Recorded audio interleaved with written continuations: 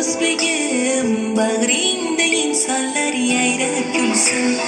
Yurtboshimiz bor, yurtimiz tinchdir, osmon batinidir, bag'ringda g'unchalar yayraydi, yayraydi shunchalar.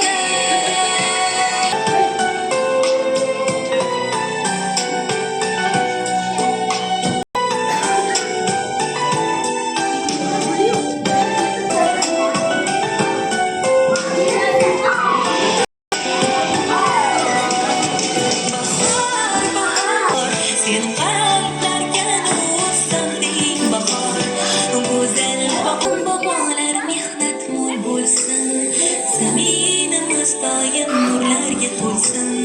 Vatanim, jonim, dilim, o'zbegim, bag'ringda insonlar yayrab kulsin.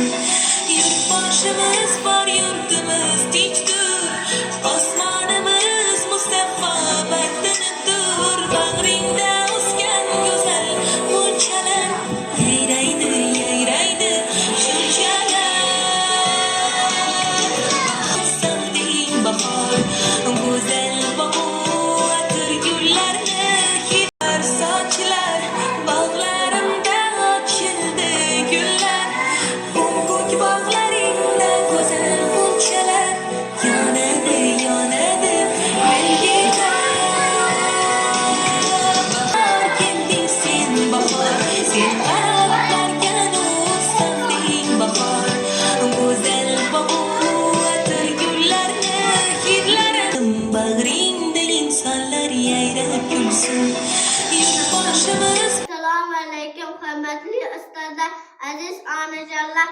8-mart xalqaro xotin-qizlar bayramida shin qalbimdan tabriklayman. Kechalar allalab, ertak aytib allalab, bizga umid tilagan mehribonim onajon. Omon bo'ling har qachon, bayramingiz muborak. Onajonim yuzlari quyosh musib bo'llaydi, akam go'zal shirin allalar meni o'ziga chorlaydi. Qo'li ochiq onajon, har so'zining shehri bor, shirin so'zlari ila farishtalar mehribon.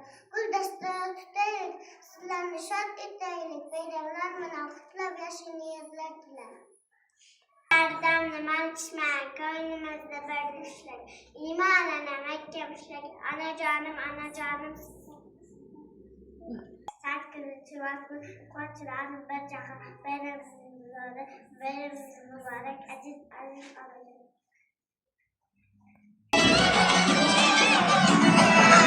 Kalmana shoir, shoir, shoir bu atlasmidi. Kalmana shoir, shoir, shoir bu atlasmidi. O'zbegimning qizlari tarifi shumasmidi. O'zbegimning qizlari tarifi shumasmidi. Atlasga mosmasmidi.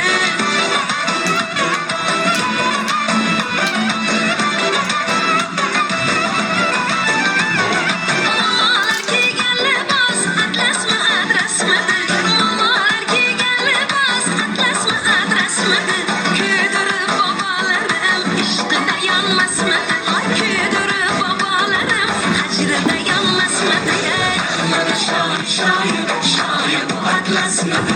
Kalmana shoir, shoir, shoir bu atlasmidi. O'zbegimning